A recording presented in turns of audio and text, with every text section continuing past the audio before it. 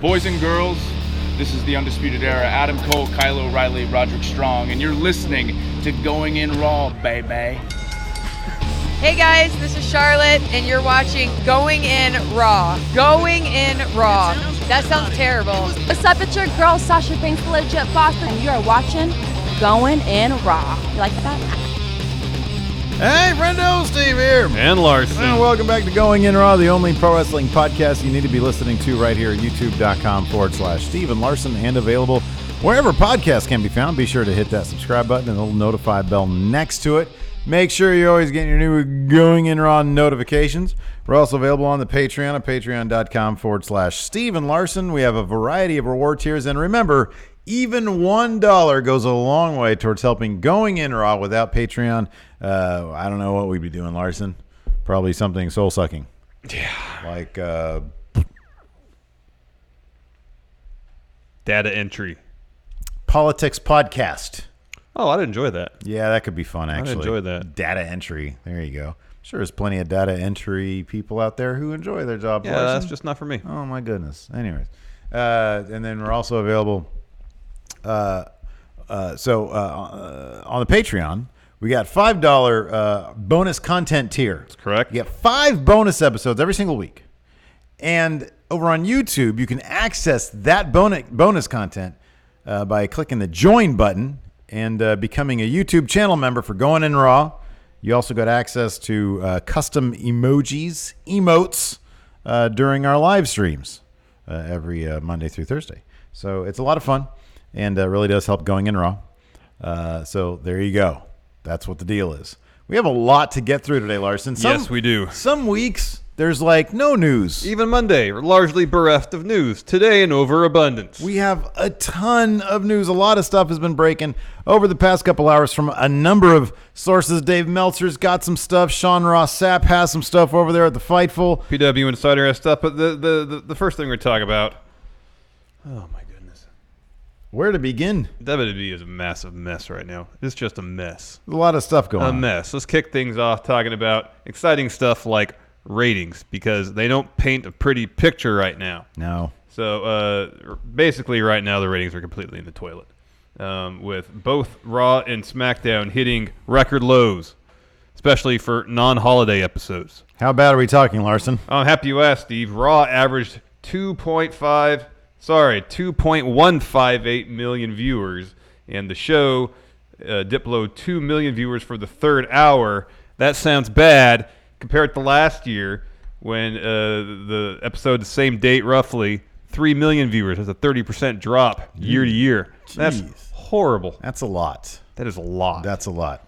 On Wrestling Observer Radio, I think they were comparing year-to-year NBA ratings. Down to 18%. Raw 30. Yeah. 30 is more than 18. Raw's falling worse. One that we talked about this before. I think we talked about on Monday. One thing that Dave does sort of gloss over, he takes it with more of a grain of salt than I think I do, is the abundance of YouTube streams out there carrying WWE product free gratis for anybody who wants it.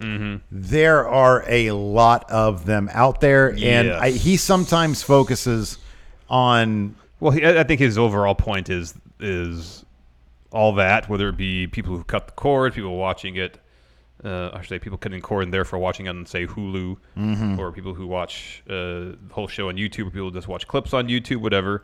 I think in his mind, whether it's right or wrong, I don't know, that all that isn't accommodating for the massive year-over-year drop in ratings. So there's been a TV drop in general because of what you just said. Yeah. But WWE's seems to surpass that they drop. They even said in their more. earnings report last week that was the case, that their viewership has dropped more so than pretty much anything else in the sporting bracket. And believe me, I am not trying to polish a turd. No. I am not trying to polish a turd at all. This is bad news. It is. However, WWE is that kind of unique thing. I mean, at the same time, right after Endgame came out, literally on YouTube with one quick search, you can find the entire movie. Granted, it was filmed probably with somebody's iPhone looking at the screen. He wasn't an artist like Jerry Seinfeld was. That's correct. And I mean, Endgame is breaking every single record there is that isn't Avatar. So I mean, I think the general idea, and then when you go back to the earnings call that we talked about, I think on Monday or last Friday, merch down 20%, and then of course, like 2 days later, they released that Bray Wyatt shirt. This is really, really bad and uninspired. And it's like, well, yeah, your merch is crap. I'm surprised it's not down 90%. Yeah, no, live events down. It's all down. The general, everything is down. It's all down. The general just idea is the product kind of sucks right now. It's not that great. Like, SmackDown is good. Like, we get a kick out of SmackDown. Here's the thing about, like, the wrestling in rings probably better than it's ever been in WWE. Yeah. Probably.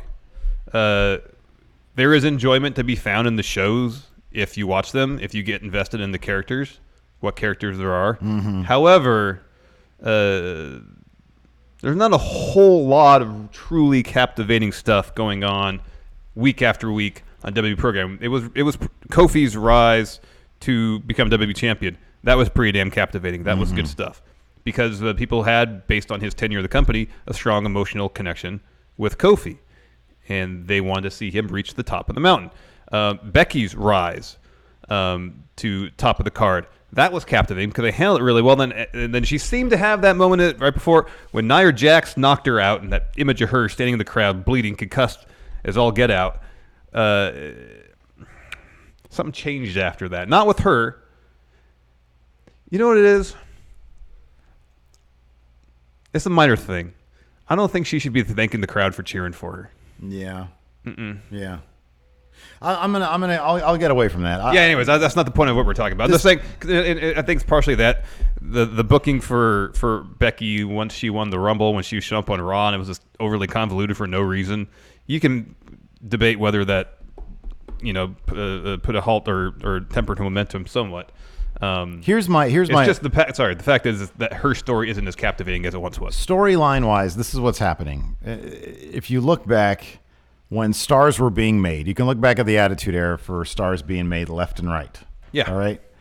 You look back then, and it was not. Nobody cared that Steve Austin, that Steve Williams, the person, had been in pro wrestling and had been frustrated whenever he had seen any signs of success and was put back down in WCW and then fired via FedEx. Yeah. Nobody in the audience that cheered him because he had been so held back for so many years. Oh, obviously not, no. These days, what's compelling is simply the audience getting behind a person that WWE should have gotten behind a long time ago. Yeah. Back then, and when you really have captivating TV, and here's the thing, when Raw is good, we'll say, oh yeah, Raw was good this week. It just means it wasn't bad. When SmackDown's good, it's, oh, wow, that's really good. It was an enjoyable show. None of it is urgent watching TV. None of it is, I need to be watching this right now. Yeah. I need to know exactly what happened to pick up from last week because last week was so good. None of it is that. It can be good, but it's been many, many years since it's been must see. Since it's been great. Daniel Bryan's WrestleMania 30 run leading to Mania 30 was probably the last time there was a sense of urgency behind wanting to watch TV. But that falls in the same boat as what you mentioned earlier, where it's people getting behind somebody because they made a really good story out of it. They did, but they made the story of you're underappreciated. That was the story. The company doesn't appreciate you. You're best and B+ player. Yeah, that was the story. Yeah, and still that's the same template. It's like, oh, this is someone that the audience is getting behind. The company is. Why isn't the company getting behind this wrestler? Because they're awesome. They're immensely talented. We want to see this person at top of the card. How come you're not putting them there? Yeah. And then if that enthusiasm is sustained long enough, it's like the company, oh, well, we can't ignore this now. But the bottom line is that the absolute bottom line is a reactionary approach to building stars. There is no. This is what I boil down to the problems with WWE Creative. It is this simple. The show is booked on a week-to-week basis based off the weird whims of Vince McMahon. And what we're about to talk about next is exactly. It is. Let me get these SmackDown numbers in. What I'm talking awful. SmackDown saw its numbers drop to 1.833 million. and saw a 23% drop. In the 18 to 49 that demo. prized 18 to 49 demo.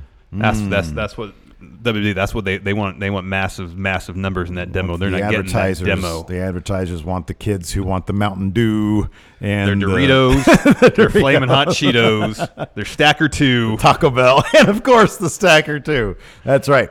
Anyways, that's all not good. All these numbers are not good. But here's the thing: the buck stops with Vince McMahon, and Absolutely. Vince McMahon has done some decent stuff. But oh my God, when I read this paragraph in the Wrestling Observer newsletter about the Luke Harper situation, I became enraged. Here's the deal with Luke Harper. Take it away. The update on Harper is that Vince McMahon, in writing, told him that he wouldn't release him. He was earmarked to work a program with Sami Zayn after Mania, which right now is a very high-profile thing. So that would have been great. But the decision was made not to do it.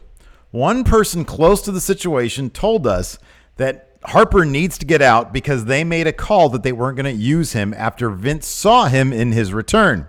Vince said that he didn't, quote, get him, and complained that he couldn't even do a Southern accent.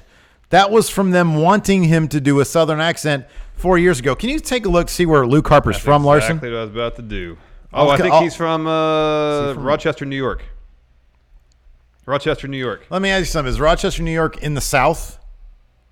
No. Is he a person from the... He's not from the South. Why would you expect him to do a good Southern accent? This goes back to something we talk about a lot, where Vince has an idea of a character he has in mind. He sees a list of people that may not be doing much. It's the Emelina thing. Mm-hmm. Oh, Luke Harper's not doing anything. I have this idea for some character with a Southern accent. Let's have Luke Harper do it. Yeah. Rather than finding somebody. But even that's a stupid idea. It's just stupid. Yeah. You have people who are wrestlers who I'm sure have characters in mind. Ask them what characters they have in mind. Here's the thing. It continues. Harper was regularly pitching ideas when he was out with an injury, and they turned down every pitch. He wasn't booked anywhere after being cleared, but Fan Access, which, by the way, Harper tried to push pretty hard to come out and watch his match. And then Vince McMahon, out of the blue, which is Vince McMahon, out of the blue, wanted to know why he wasn't in the WrestleMania Battle Royal, the Andre thing. So that's why he was put in at the last minute. Apparently, the end of that match was a mess as Strowman forgot his spots. That really has nothing to do with Luke Harper, I don't think. So anyways, Harper was booked to start the Zayn program the day after Mania, but was then told after Mania he wasn't needed for TV. So he went home. But then he was called to come back on Tuesday for a match with EC3. He was basically used as the opponent to test out the EC3 Drake Maverick pairing, which, by the way, if you've seen them together on social media, is nothing but money. Mm-hmm. It's fantastic. EC3 and Maverick pairing as wrestler manager. The agents, people who set up the matches, set up a bunch of manager spots in the match. Vince then watched it and said he hated the manager spots. This is the guy who approved Drake Maverick as AOP's manager, peeing himself on TV. Continuing. The creative meeting the day of the draft, when it was asked about which brand Harper would be on, Vince said how the guy can't even do a Southern accent, said the match with EC3 was bad, so they didn't put him with either brand, and that's when Harper asked for his release. So Vince says he doesn't get him. He doesn't like him because he can't do a Southern accent. He doesn't want to use him because a completely different act can't get their shit together, EC3 and Drake Maverick. They couldn't figure out how to do manager spots that Vince liked. And so instead of saying, I don't get you, you can't do what I want, you can have your release, he adds months to his contract and says, no, you can't fucking leave? That's the stupidest, brain deadest shit I've ever heard in my fucking life. Yeah, it's garbage, man. That is the stupidest shit I've ever heard of. Yep. We were listening to Wrestling Observer Radio before we started, and there's this great bit where Meltzer's talking about, the ratings are in the toilet, and what they're really worried about right now is humiliating the revival. Yeah. That's the mentality exactly. of the company. Mentality in the company is like, hey, we're not going to do something to improve the quality of our product, to make our product better, so fans will tune in to watch. Mm-hmm. It's, anybody who might have any vague thought of leaving, we're going to humiliate them to such a degree that they're going to be damaged goods. No one's going to want them then. Yeah. It's like, no, just focus on your own product and making yourself better. If you don't think he can do what you want him to do. If you don't think a talent adds value to your company, well, then just let them go do something. Why are you worried? Why are you wasting money? Why are you worried about it? Let him go to AEW, and if he can't do a Southern, maybe they're going to want him to do a Southern accent. He won't be able to do it. Ha ha ha! Jokes on them. Ha ha ha! Back to the Indies with you, Brody. Yeah. It's absolutely it's so mind-boggling. Now every time I see I'm gonna circle back to something. Now every time I see somebody do anything out there that seems the slightest bit out of character, I'm be like, did Vince tell, like the Usos coming out and singing their theme this week? It's like, did Vince tell them to do that right before they went out? Yeah. And I'll go back to the Becky thing about her now thanking the fans for cheering for her. Not that it's necessarily a bad thing. Just there seemed to be a break at one point where they were really following the Stone Cold thing with Becky, because Stone Cold never thanked the fans for cheering for him. No.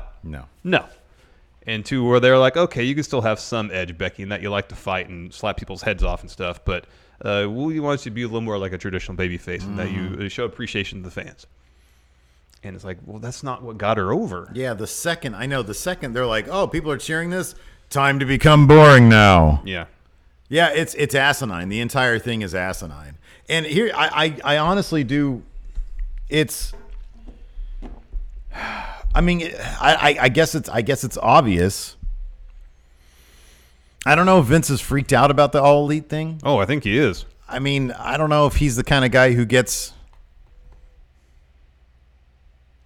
I don't know. It's like, I don't know what to do with you, but you can't go anywhere else. Yep. I'm just gonna keep you here. While we're on that, let's talk about Dash Wilder. Apparently, Luke Harper is not the only one who had time added to his deal. According to bodyslam.net, Dash Wilder had an extra couple months tacked on to the end of his contract because he injured his jaw in 2017.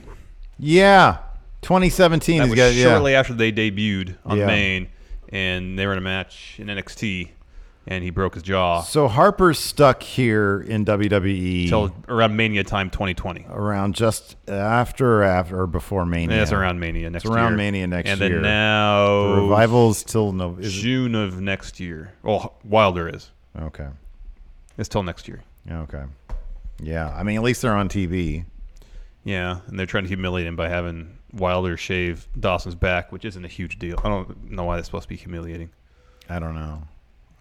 It's ridiculous. because it's not what they want to be putting on, like the best tag team wrestling match. It's just ridiculous is what it is. They want to be doing that, and it's like, it's one of those things where it's like, okay, instead of, hey, how can we make bigger stars out of the Revival this week and really show them that they should be signing those extensions? Yeah.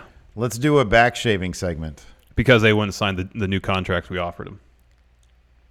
Like, fucking go away already, Vince. Yeah. Just go. You're not making a case for anybody. All right, now let's talk about the Saudi Arabia show, Steve. Yeah, let's do that. This was weird. It was announced for June 7th officially. We already kind of heard that was the date, but officially. And amongst the confirmed talents there will be Brock Lesnar, Undertaker, and Goldberg. That's weird. It's the first time we're going to see Goldberg at a WWE ring since the Raw after Mania when he said his goodbye. That is weird. But he left the door open. And it seems like this show is kind of scheduled in the last minute officially because they've done a lot of shuffling around of their schedule otherwise to accommodate this show, which granted will make a huge amount of money for the company. Like they canceled Backlash, moved it to later in the month, relocated it from San Diego to Tacoma, Washington, renamed it Stomping Ground. Yeah, there's supposed to be a takeover the day after the Saudi Arabia show on June 8th in San Jose. That has been pushed up a week to June 1st. No venue announced yet. Yeah. Apparently Triple H is going to announce it Monday in his social media. And so all this is just seemingly happening last minute. All these plans having to be changed. We'll get to this in a little bit about Daniel Bryan being cleared. He didn't want to go to the last Saudi Arabia show. I'm guessing he won't be at this next one either. So it's just an utter lack of vision. Yeah. No planning whatsoever. It's maddening as a viewer, as a fan of the product. Hey, what are the odds that TakeOver is going to be in Saudi Arabia? It's like a week before the show. It's a week before. So probably not going to be on the West Coast at all now. Where are they? Where's like the Raw? Oh, the Raw. Let me check. Because that would be the Raw afterwards would be on the 3rd. It is Austin, 6/3/2019. So they're in Texas. This will be in Texas, so it'll probably be somewhere in Texas. Or the week before would be the 27th, May 27th. Let's see where they are there.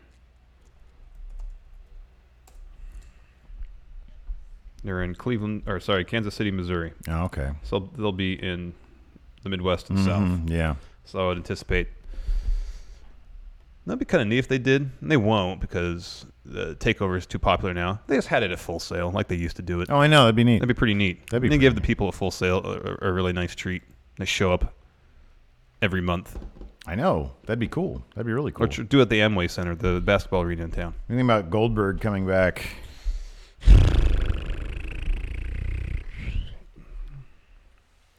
So here's one thing that Dave Meltzer mentioned in the newsletter, which I have no reason to doubt. I think it was Meltzer who mentioned this, that anti-Semitism is taught in school books in Saudi Arabia, which is horrible, but add that to the list.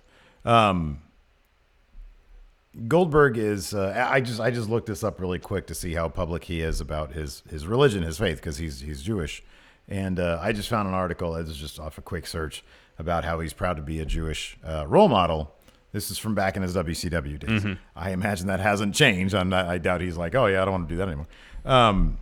But the optimist in me, I mean, hey, if a guy just wants to make a ton of money and is okay with going to Saudi Arabia and dealing with the government there, even in light of what just happened this past week, that's his own prerogative. I'm not going to judge anybody on that, although I'll judge Vince McMahon for taking that money. But I kind of wonder if it's, yeah, I'm a Jewish man going into and entertaining a place. I could see maybe there could be some spin on his part in terms of, well, they're all going to be cheering a man of Jewish faith coming into their arena and fighting Brock Lesnar. Maybe if he's outspoken about it after the fact. But if it's, I don't know, if it's just like a money grab, that is a bit disappointing, you know? And so I don't know. It's very weird. It came out of left field seemingly. I mean, the money has to be just crazy. If it's literally just a money thing, they would have to be enormous, like enormous. I would think. Goldberg seems like a very genuine person. Yeah, I know. He seemed like a nice guy. But I don't know. I mean, I guess money is money to some people. Yeah, I don't know. Anyways, let's talk about something better, Steve. Daniel Bryan got cleared. Daniel Bryan has apparently been cleared from the newsletter. Quote, we don't know what the issue was, but Bryan was at TV at April 30th in Columbus, Ohio, and was medically cleared to be written back into the storyline perhaps as soon as next week. That's awesome. If this happened a week earlier, or for sure 2 weeks earlier, Owens wouldn't have turned. Bryan is scheduled for the European tour, which starts after next week's TVs, as the SmackDown current lineups are Kingston versus Bryan versus Owens for the title. This, I mean, I'm to be honest, I'm kind of glad Owens turned anyways, because they need heels over there. Yeah, no. I mean, they haven't given us Buddy Murphy. No, not at all. He's like a heel. But yeah, like a very good one. This Roman fighting Elias and Shane McMahon business, it's not a good look for Roman. That'd be kind of cool if Vince had brought out Buddy Murphy instead of Elias. It's as like a big acquisition. Yeah, it's the greatest acquisition in SmackDown history. Yeah, that'd be awesome if he was like an authority, a high-powered authority stooge guy. Yeah, that'd be awesome. Well, him saying, "Hey, he's the next huge thing," you know. Dude, that's he's no longer the best kept secret. He's my guy now. Let me ask you something. Do you think Vince McMahon knows that he refers? No. He probably knows who Buddy Murphy is. No, he doesn't. He doesn't. That's the problem. That's the thing. When Triple H comes out and gives us a slideshow presentation of the exciting NXT competitors you're going to see tonight, that's Vince. That's the problem. Because you can have every call-up should be this exciting, unpredictable moment that we can put on a thumbnail and everybody's going to be talking about. You have enough talent in NXT. You have enough people who are in developmental who you can do something like that with. And instead, we either find out on Twitter beforehand lack surprise. Yeah. Or Triple H comes out and we get a slideshow of the 4 biggest names in NXT. They're going to be showing up right now. Woohoo! Coming soon to WWE. Even better. Yeah, look, coming soon. Look at 4 these. weeks of video packages. Then no one really. I mean, like Nikki Cross really hasn't really. She's been on TV twice. Seen. I didn't even know she was signed to Raw until Dave Meltzer told me so. Yeah, I know. But anyway, it's cool Daniel Bryan coming back. He's mentioned SmackDown needs some great. heels. He is needed. He is needed. I mean, I guess it's entirely possible that he could come back as soon as this next week's television. But I kind of, in my mind, I think it'd be kind of neat if they held him off till at least after Money in the Bank, just to let the Kevin Owens Kofi storyline play out. I really like that storyline. I know, me too. And maybe while you're at it, since he's not going to be at the Saudi Arabia show, have him come back after that, and then lead up to the Stomping Ground show. It's in Tacoma. He's from the Pacific Northwest. He can get another shot at Kofi dude, there. Here's the thing, though, is that with ratings being as bad as they are, they need all hands on deck. They need all the stars in the world. They're not going to do. Here's the thing, man. It's what do we need for what we perceive to be better for business first, and then let's shoehorn that into a storyline. Screw any long term, even medium, short to long term. Like, hey, we can get a bigger pop if we build this a little bit. No, do it now. Do it now. Do it now. No, I want Hawkins and Ryder win those tag titles. We're going to build to it. I don't care. Do it now. It's WrestleMania moment. What do you mean we got built to it? Hawkins hasn't won in 5 years. It's been a 5-year build. That's what he thought it was. Just skip to the last part. Oh, my gosh. It's so irritating. He just doesn't know, man. Yeah. He's just too old. He's so old. He's old. He's very set in his ways. He has a very clear idea of what he thinks wrestling should be, I think. I don't think he has a clear idea of anything anymore. Well, that could be. He's so old. He has the wisp of an idea of what he thinks wrestling should be, and he holds on to it. So it's like there's so much potential there, and it's just... I know. The potential is there for the product to be greater than it's ever been. I know. The level of talent on the roster now is obscene. But it's just one massive fart after another with these really people. It really is. Anyway, speaking of one massive fart, Brock Lesnar, Buckethead. Yeah. He's retired, Steve. Hooray! Wait. Oh, from UFC. Yeah, boo. So they've been Yay for UFC fans? Maybe. I wanted to see that fight. I know I did too. I wanted to see Cormier knock him out. Oh, man. I wanted to see how great it would be if you made him tap. Oh, that'd be great. Either or. So anyways, we've been hearing for a while that UFC, Brock Lesnar and Daniel Cormier all wanted to have that heavyweight title fight between the two of them go down in the octagon. Well, it looks like now that's not going to happen. Psych. Dana White recently told ESPN, quote, he told me he's done. He's retired. Of course, he being Brock Lesnar. So what happened? According to Wrestling Observer Newsletter, Lesnar had a certain price he wanted guaranteed to do the Cormier fight. UFC, which, with its ESPN deal where the pay-per-view money is guaranteed money, didn't meet the offer. Lesnar had a certain price he wanted that was worth it to him to go through a hard training camp at 42 and then get into the cage with an all-time great fighter and athlete in Cormier. Plus, WWE has continued to offer Lesnar strong deals for limited dates on a Lesnar schedule.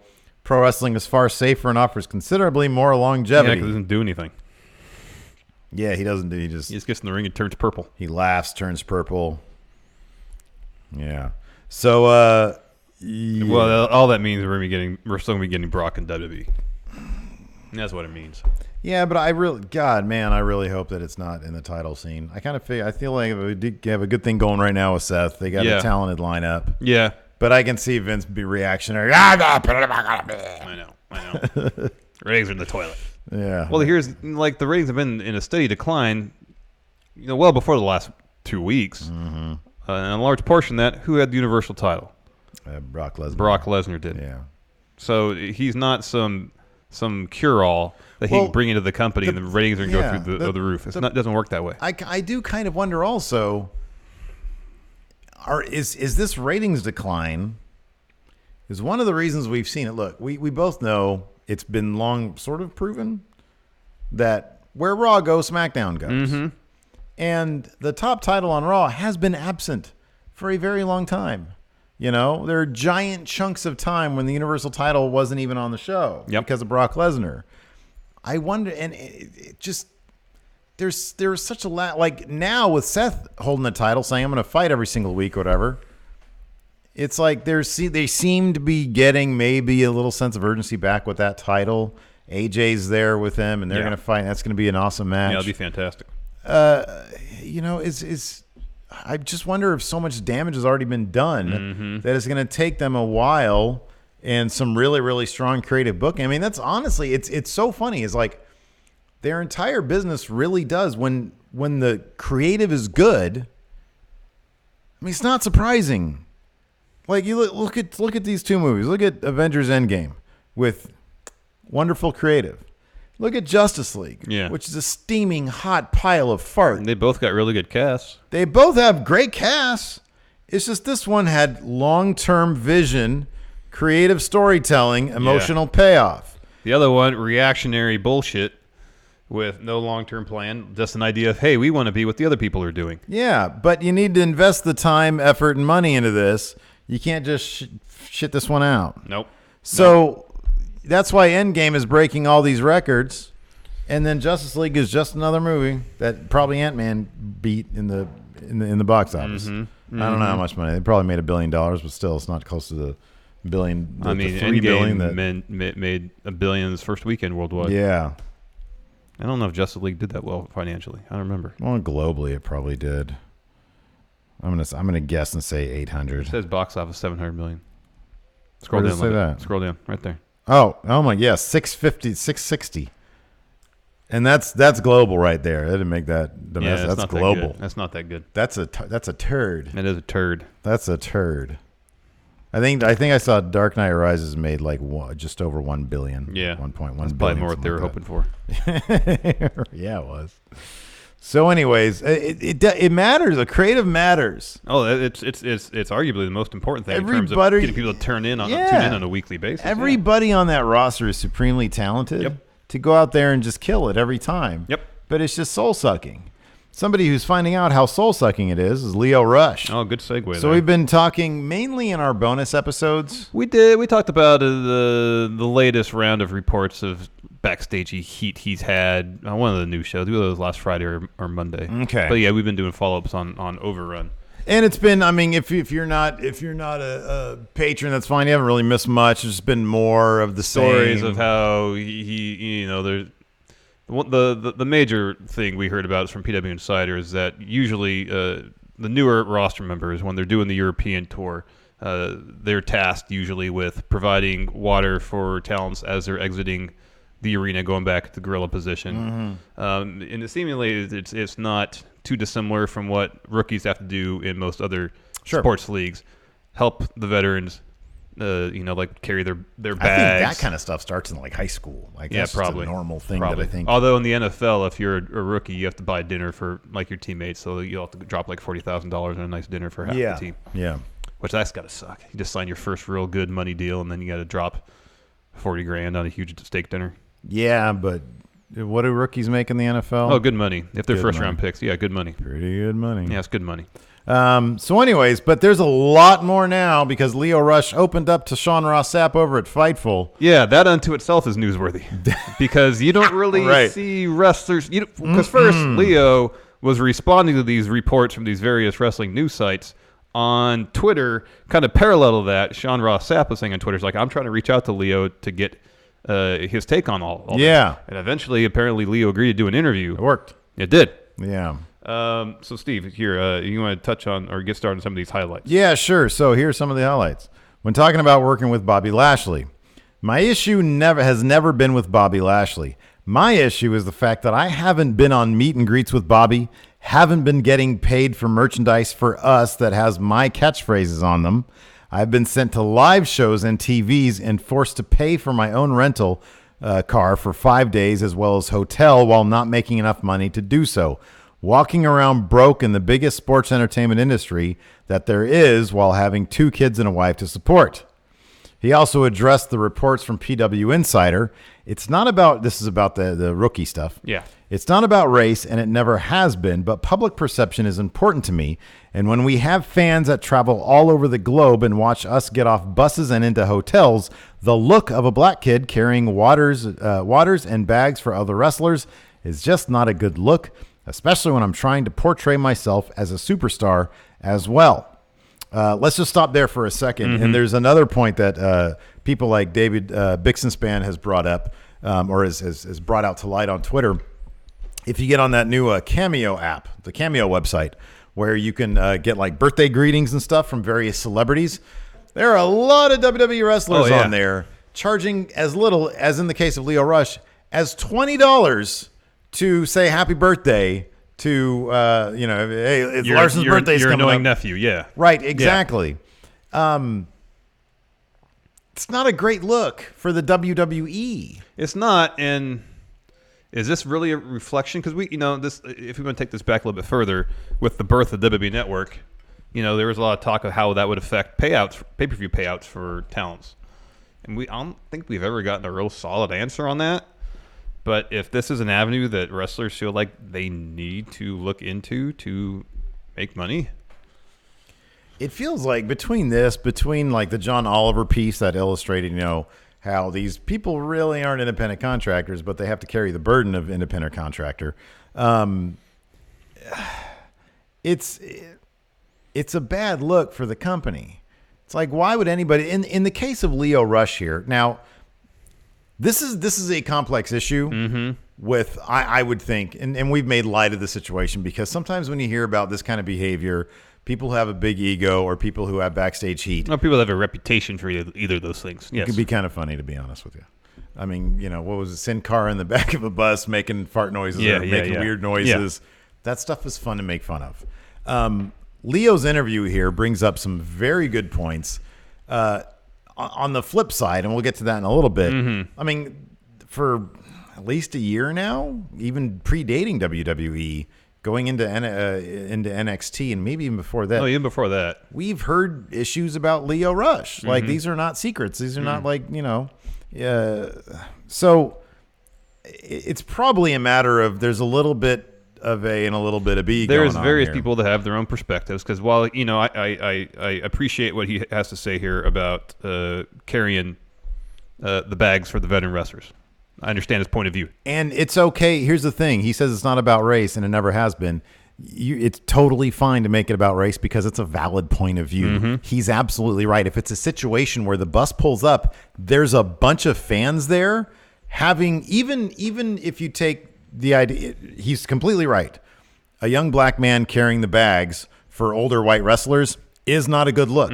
Going even beyond the race thing, which is totally acceptable to go there, going beyond that, having superstars carrying anybody's bags is not a good look for the perception of WWE superstars. Why would I buy an action figure of a guy who carries bags? Yeah. Why would I do that? Now, the flip side of that is nobody's back. There are no fans at gorilla position.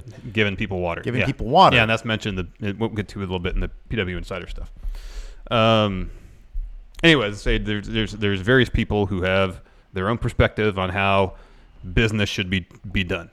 Some people are very old school. Mark Henry spoke about this. He seemed very old school. He said Go ahead and say what. I didn't. I put the quotes down here, but I can okay. summarize. He more or less said, the reason, not to say that makes it right. The reason that they have the junior members of the roster do these kind of menial tasks is to kind of keep your ego in check. And from Mark Henry's perspective, he said, Steve Austin did this. The Rock did this. Why can't you do this? Yeah. Again, not to say that his point is 100% valid. That's his perspective.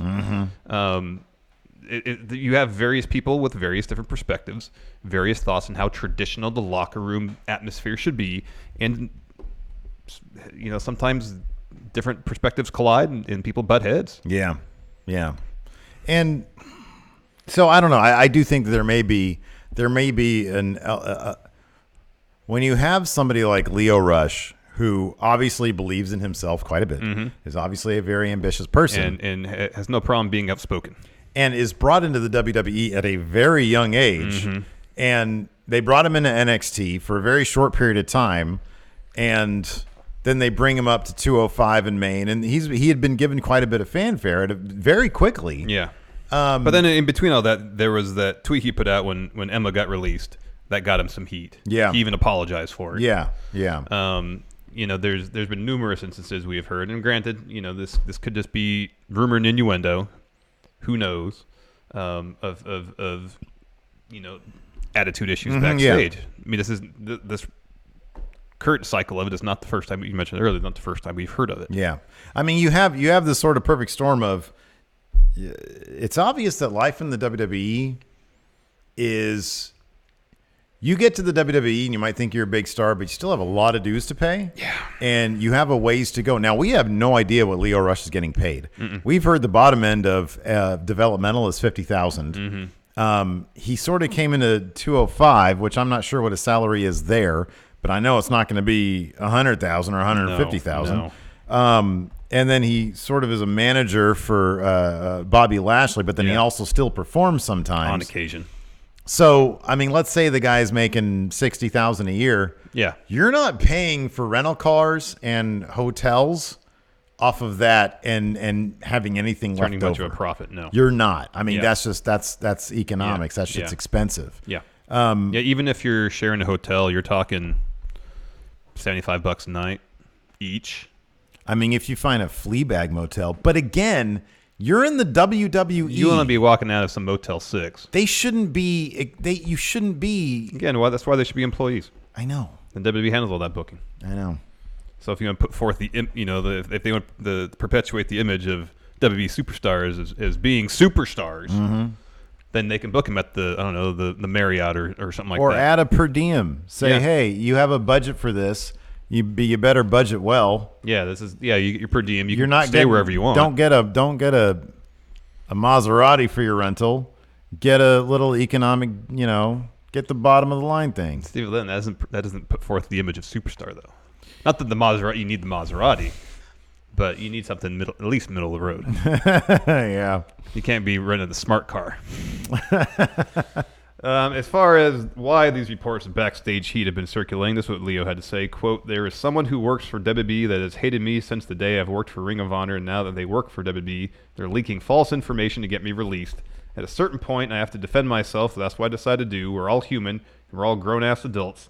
That kind of shit that flies backstage is ridiculous, and it's surprised more people aren't speaking up. Again, it's a complex thing, man. I'm not saying one person's right or another person's wrong. I'm saying that you got a kid who has got a large ego, whether it's healthy or not, coming into a situation where egos are checked by the older talent. Yeah. And or can be, yeah. And he's either learning that the hard way, or maybe there needs to be some changes. Maybe shit needs to be more. I don't know. I'm not in the locker room. I'm not in the brotherhood. I'm not a wrestler. Going back to like the NFL or there's some clashing. Yeah, there is. There's philosophies. some butting of heads. Yeah. Yeah. You hear about rookies in other sports where they have to wear like the Hello Kitty backpacks and stuff like that. In a very small degree, I guess the idea is that you're modestly humiliated for whatever silly reason to check your ego at the door. Yeah. It's pretty archaic. It is, and when you pile on to that, if it's there's a degree of harmlessness to it, but when you bring into the equation, he's a really shorter guy in a locker room with just lots of beef. That's got to amplify things a lot in his head. Yeah, I'm sure it seems like a series of things where he feels like he's not getting enough money. He feels like he's not in a situation where he can put forth the image that he is a superstar on equal footing with anybody else in the main roster. And then he thinks there's someone out to get him. Yeah. That's not a healthy mix. No. There have been some people that tweeted some defenses of Lio Rush. Russell Circus tweeted something to the extent of that he was very professional when he worked for them. Joey Janela, he was in a match against Lio Rush where Lio infamously no-sold a table spot, and Joey says, yeah, I told him to do that. Leave him alone. Well, on top, what's funny about that is that a lot of people bring that up, but they failed to mention that Joey then hits him with, I forget what move, and that's it. Joey pins him. Like, it's one of those things. Like PCO just did that. He literally just did that, where he like sort of no-sold the thing. And he got thrown out of the rings by Gorillas of Destiny. Exactly. Did like an Undertaker sit-up and then gets up, fell back over. Falls back over. Yeah, no, people always forget the second part of that. And then Corey Graves tweeted something to the extent of, I'm a Lio Rush fan. Yeah. PW Insider had another report out today about Lio, noting, quote, one WWE talent who was on that tour, the European tour, I think late 2018, contacted PW Insider this morning to point out that while Rush blew off the responsibilities, the authors of Pain and Drake Maverick, who were also on their first European tours, did not. The source questioned why those three talents, especially one already as established as Maverick, was in the industry, had zero issue with paying respect, but Rush did, wondering if it was because Rush had brought his wife with him on the tour. That same source noted that there would be no way a fan would know if Rush brought water backstage to a veteran wrestler who would have been seen carrying coolers alongside other WWE superstars who were junior members of the tour. Mark Henry, one of the other things Mark Henry said was along the lines of, if you can't afford a hotel and rentals, then you're spending too much money. Then you're not managing your money correctly. But again, if he's making $60,000, Not a lot. it's not a lot of money. I mean, that's like, we don't know. Considering that those expenses. And there's another thing too. We don't know if he travels alone. Yeah, we have no idea. I mean, that's the thing. If he's traveling with his wife, That he has to travel essentially alone. He's not riding with other wrestlers. Yes, right. They're not split. Historically, that's how wrestlers save money. Is they all pile in a clown car. They all pile in a SUV and they share a room. They also added, quote, PW Insider was told by several sources that another veteran talent, not Finn Balor, who tried to have a conversation with Leo, attempted to speak to Rush about his issues, only to be rebuffed and told by Rush that he, quote, works for Vince, not you. That veteran talent was later approached by WWE management as Rush had complained about him speaking to Rush when he was not an executive in the company and therefore was, quote, Rush's equal, not his boss. When word of that made the rounds, it led to Rush being removed from the locker room for a period of time after that tour, and at that point, his issues became less of a regular occurrence in the locker room. In recent weeks, that has changed. Meltzer mentioned while he was talking about it. Here we go. I'll skip over to this one. Yeah. Wrestling Observer Meltzer said, "I'm certain that the heat he has will magnify because he did an interview complaining about pay. The company hates talent doing interviews on their own. Usually can't handle anyone saying anything but the party line. In the past, people have been fired for a lot less." We kind of brushed over this when we initially talked about this. It's a rare occurrence, if not a nearly impossible occurrence for a member of the WWE main roster to address directly. I can't remember reports from a wrestling news site. I can't remember anybody actually doing it while under contract. Under contract. Yeah. So it makes you think: was this something he asked permission to do, or is this something he did on his own accord? And if it's the latter, it's probably not going to help his case backstage.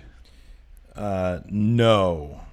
It probably won't. But then at the same time, at this point, would he just prefer to get fired? Well, let's go to this. This is the last thing PW Insider added to their story. Quote, as previously reported on pwinsider.com, there has been talk of sending Rush back to NXT with the idea of building him a new character, presenting him as something more than just a mouthpiece. We are told that Rush has, on at least one occasion, instead suggested the company release him so he can, quote, show them what he can accomplish outside of WWE.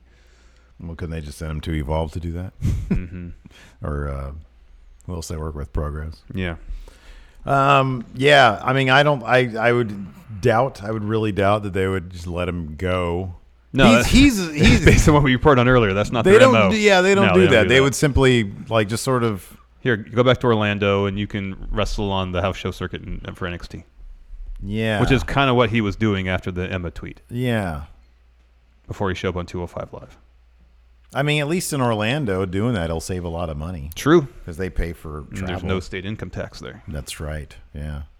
Well, if his residence is Orlando, he's not going to be paying that anyways.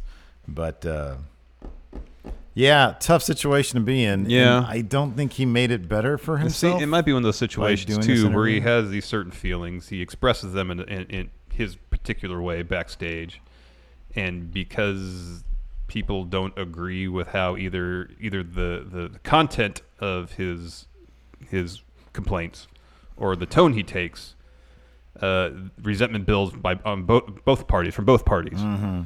And probably just makes the situation a heck of a lot worse. It's a bad look, especially because they're taking all that money from Saudi Arabia. You know what I mean? Like, it's like you're already making him money hand over fist.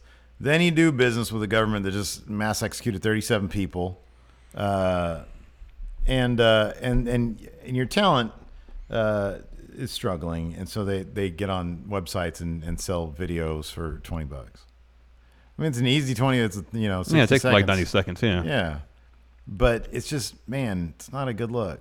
It's not a good look. It's a mess, dude. WWE is kind of a mess right now. It's an absolute mess. You know? We got one last little bit here. This is from Fightful via PW Insider. Quote, WWE recently offered Lio Rush a 5-year deal worth in the range of $300,000. Report does not specify if that figure is per year or in total. Rush reportedly turned down the deal and asked for double that number. The report goes on to state that Rush's current deal is set to expire in 2020, but no firm date was given. So if let's give the company, in this case, benefit of the doubt, it's a 5-year deal worth $300,000 per year. We cannot give that benefit of the doubt. That is not correct.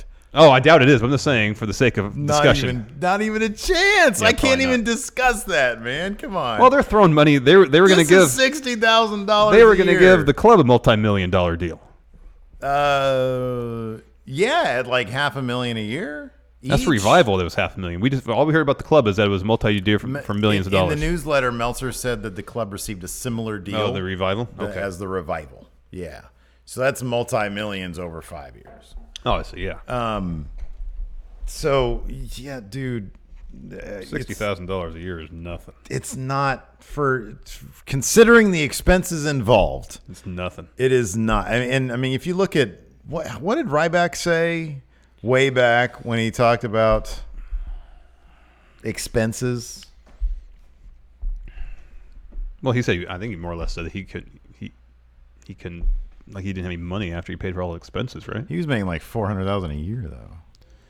Yeah, he's probably spent his money. His stay at the Four Seasons. Yeah, his was a bit exorbitant, I think. Yeah, it felt that way. But $60,000 a year, and then I forget if we had the number on here, but somebody said, yeah, you're looking at like $40,000 a year in travel expenses. $20,000 a year with a family is nothing. Even without a family is nothing. I mean, maybe if you've inherited a house, yeah, maybe, and you're literally just doing nothing, 20,000 is okay. Parents or something, I don't know. Yeah, that's all right. I mean, it's good if you're like 18, but boy, oh boy, that's and then it's like, dude, wait, whoa, you expect me to be making? See that's what's weird about it, though. Any way you look at that deal is weird. It's like, wait a second. So you're saying you want me to make $60,000 a year for 5 years? You just offered the Revival $500,000. You're saying that I can never get to their level? Here's the thing too. If they're offering him 5 years at $60,000, I would assume that's a raise. Because they're trying to entice him to stay.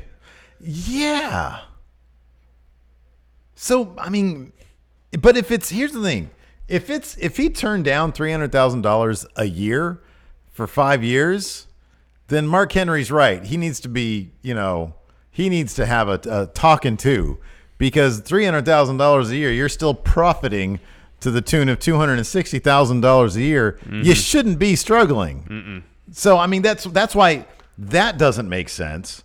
And on the other side, the other thing doesn't make sense either. Yeah. Like $60,000 a year for 5 years doesn't make a lick of sense. Yeah, I know. It's like, do you think I'm going to be doing this manager stuff all this time, and I have to pay for my own hotel and car and stuff? Yeah. That doesn't make any sense. Neither of those things make sense. WWE really wants perception. That it's still the destination where everybody wants to go, and they're struggling mightily to even keep up with an iota of that reputation. And it feels like it's getting worse. It is, because there's an option. There's an alternative now. So Vince is doing everything wrong? So Vince is like, oh God, let me make things better for people. If Vince is a reactionary individual. Yeah. Very much so. Yeah. And I feel like he's a bit in panic mode right now. Kind of feels that way, doesn't it? Definitely feels that way. He also doesn't really understand people. No. And this is evident. Yeah. This is evident. What's wrong with you? $500,000's not good enough for you. Well, Vince, I'm a pro wrestler. I like to actually wrestle in front of audiences. That dude, Tom Castor, the NXT ref with the foot going the wrong way, he counted 3 and then threw up his own X. And they asked him, well, why did you finish the match? Because I love this business. People that get into wrestling are willing to essentially put their body through a car wreck night after night, 200 nights in a year or whatever it is, sometimes more. Because they love it.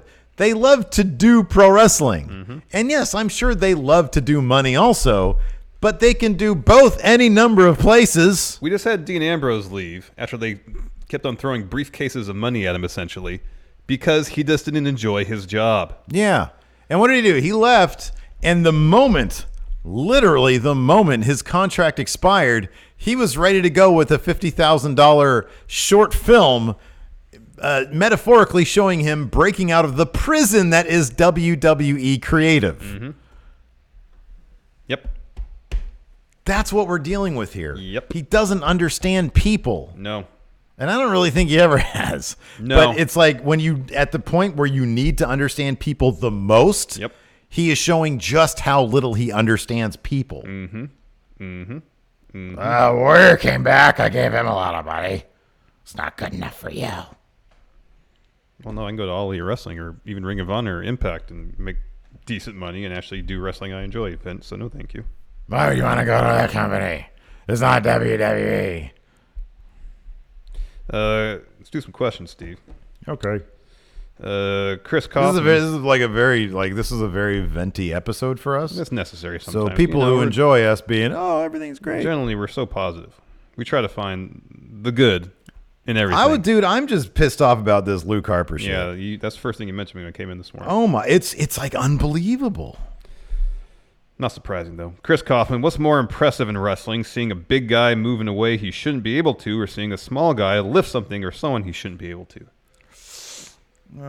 These days, it's the latter. Jordan Devlin doing that suplex to Walter. Yeah, because the suplex, that was something else. It's almost like we take sort of big men doing aerial stuff for granted these days. You know?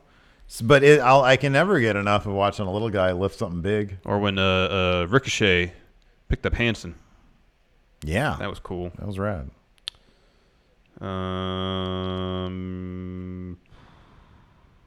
John Ortelaza, Yeah. Are people looking at Firefly Funhouse with one eye open, or do we all have a perfectly good reason to be skeptical about this direction for Bray Wyatt's character? Skepticism is always necessary when dealing with how WWE books Bray Wyatt. Pretty much. Or anyone. Excellence of execution. Riddle versus Brock. When will it happen? Probably never.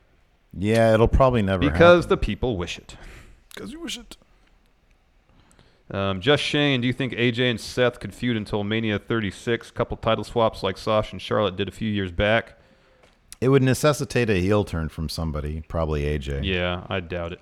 Well, I mean, I would be fine with it. They would need like some really solid long term. Well, it'd be a thing where they feud for a bit. They kind of go off in different branches and come back. Yeah. While still kind of mixing it up from time to time. Interesting. Justin Wern. Wow. What a great question. If Rawgate Mutant took on Top Notch and Mecha Sanda in a triple threat, who would win an Intervention Tension 2? Wow. We might have to get Justin Wern in to book. I know. Because that's a great idea. It is a good idea. Eric Dunn, a few weeks late, but do you guys think that other companies would even want Sasha at this point? She seems to be burning a lot of bridges in WB, and her attitude won't be welcome elsewhere. Yes, they will want her. Yes. Yes. Yes, because she will move the needle. She's a big, big star. She's absolutely a risk you'd want to take on. Yep. Because here's the thing. If her main problem is she really wants to wrestle and have vision, New Japan has that. Allegedly, All Elite plans to have that. Any number of places will have that for her. Yep. Anthony Casillas has a good question, which I guess I'd like to answer. With the recent drop in ratings, do you think it's time for Vince McMahon to step down and let Triple H take over? So Vince McMahon will never do that. However, we won't know this for like 5 years or 4 years now. 2024, I guess. 5 years. If the Raw, what would necessitate the board of directors having very, very serious concerns about the product to the degree they would understand Vince might actually be the problem, not the solution? Because there does seem to be that sort of thing that Meltzer has mentioned before. Well, you know, the shareholders think that Vince is wrestling. Synonymous with wrestling and WWE, and therefore they think if no Vince, no WWE, and terrible things would happen to the company.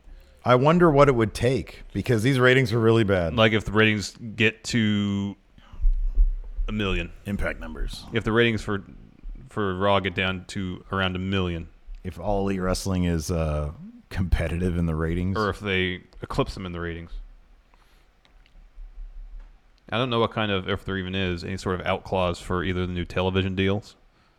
Yeah, I don't know. But due to low ratings, if they ever lost a TV deal, maybe. I don't know. Yeah, some like if we're taking like some huge controversy, hundreds of millions of dollars being taken off the table. Mm-hmm.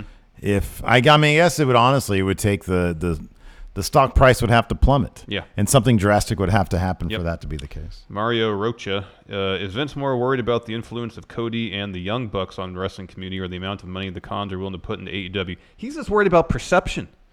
I think that's the primary things he's worried about. He's primarily worried about the perception that WWE is still top dog in the industry. I think that's all he cares about. Mm-hmm. He has way more. I mean, he doesn't have more money than the Khans, but he's, Tony Khan's investing $100 million into this endeavor. Vince has way more money than that. Yeah. And he's not. I don't think he's concerned about Cody and the Young Bucks' influence per se in how wrestling is presented. I think he just wants the perception that he's still on top of the industry. I think that's all he cares about.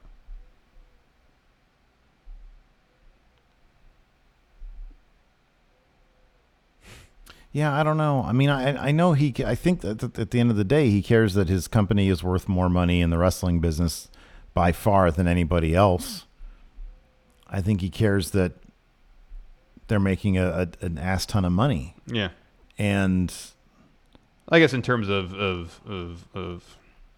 mean, I think that's the goal for sure, but in terms of how his company is perceived versus All Elite, I don't think he's concerned about the buying power or the spending power, of Tony Khan. I would be surprised if he viewed them as anything different than Ring of Honor or New Japan.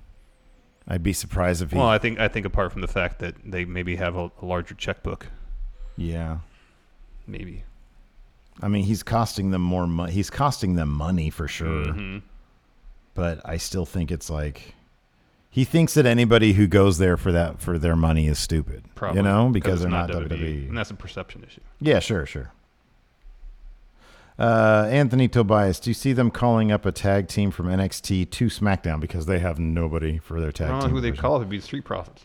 He said, and have 2 single wrestlers join up. It's probably more likely that would happen. Yeah. And then their tag division will be dominated by 2 put-together teams. You got Rusev and Nakamura, and then a face team. Yeah. I don't know why they sent so many...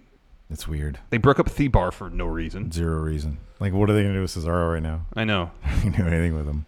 I understand saying they broke up Rude and Gable. Yeah. I understand saying the Usos to Raw. That was a good idea. Do that, and then keep the club and keep Thebar together. Yeah. Yeah, it's frustrating, man. Manny, do you think Dana Brooke will ever get that big push to getting a title, or is this just a way to keep her as the backup? No, I think they're gonna push her to the degree that maybe they can do something with her, but I'm not sure how long that's gonna last. Yeah. I mean, maybe she has demonstrated a distinct improvement in the ring to the producers backstage, and they're willing to give her a little bit more time in the spotlight. Maybe I hope that's the case. Maybe.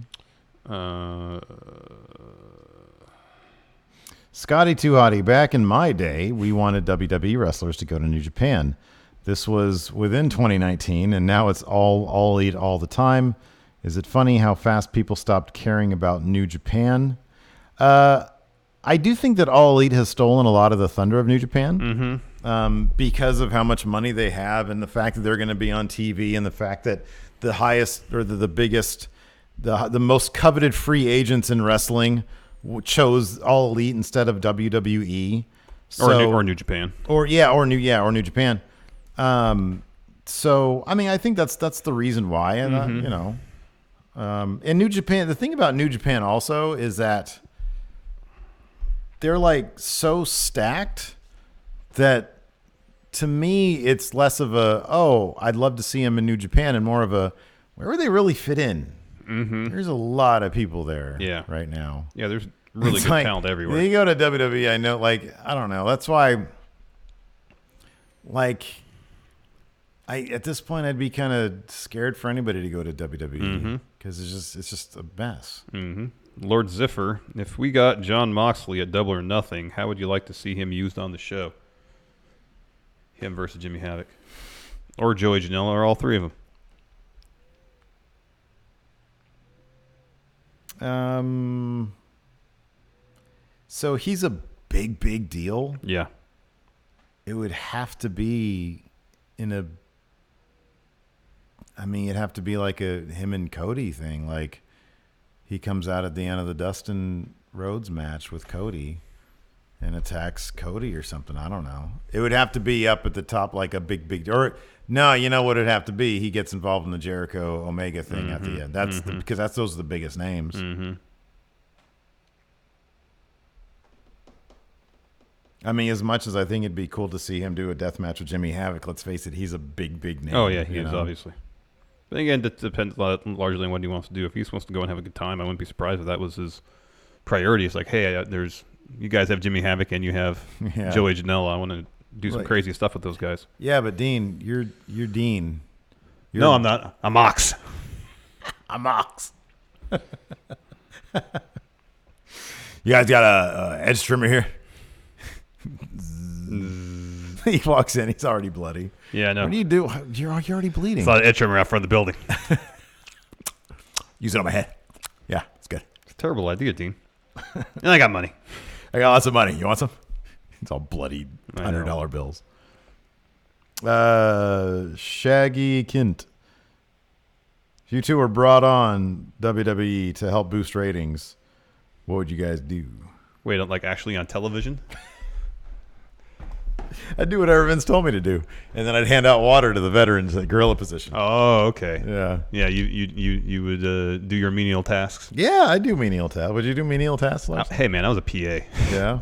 That was my first job. That's all menial tasks. Mm-hmm. So this obviously not in front of the camera, behind the scenes. Yeah, we'd be the writers milling about in the background. No, I already told you this is what the only way to ever accept any sort of creative position that would be. As advisors or consultants, we get to sit here once a week. We send them an extensive email of a bunch of great story ideas. Okay, listen. And then it's up to them if they use them or not. Okay, let me propose this. What? I think I've envisioned the universe, okay? Vince dies. He's gone. All right. Yeah. The shareholders kick him out.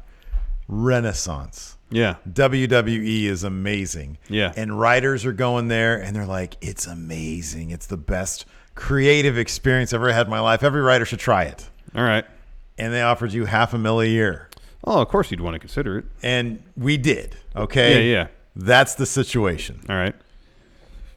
What would we do? Well, no, that's not the question. The question is, we were brought on to help boost ratings. What would we do? Boost ratings? I'd go back to bra and panty matches. Oh, God.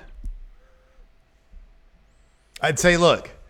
I'd say it's this easy. I don't think it'd fly these days, Steve. No, I got it. Here. I got it. This is what I do. This is my 3-point plan. All right. I got a very good plan. Racing.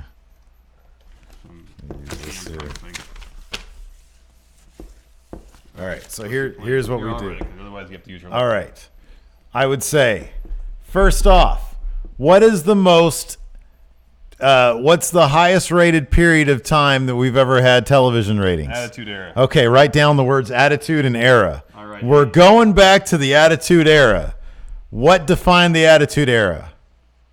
Bra and panty matches. So we got that. We got bra and panty matches. Over-sexualized characters.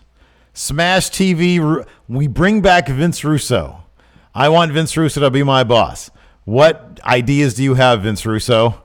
And he would say, look, bro. And there you go. See? Lots of F. Russo. Bra and panty matches. Bro. That's. I see. Oh, this is it's more like 3.5 points. Yeah. That's good. No, it's terrible. That's what you do. I cross all that out. You cross it out? Really? Yeah. You swerve me. I did swerve you. I wouldn't be on board with that. You'd be going on your own. Fine. Bring back the ruthless aggression era. Blood, and more blood. And more blood. Yes. Anyways, that's it for the show. Yeah. Thanks so much for everybody for tuning in. Hope we didn't depress you too much. But right now, every once in a while you need some catharsis, man. We are in the middle of a crisis of the WWE's constitution. You could call it a constitutional crisis, Larson. Yeah, or yeah. That's what we're in right now. Crisis of confidence as well. You can call it that too. A crisis of confidence for WWE, as in we have zero of it.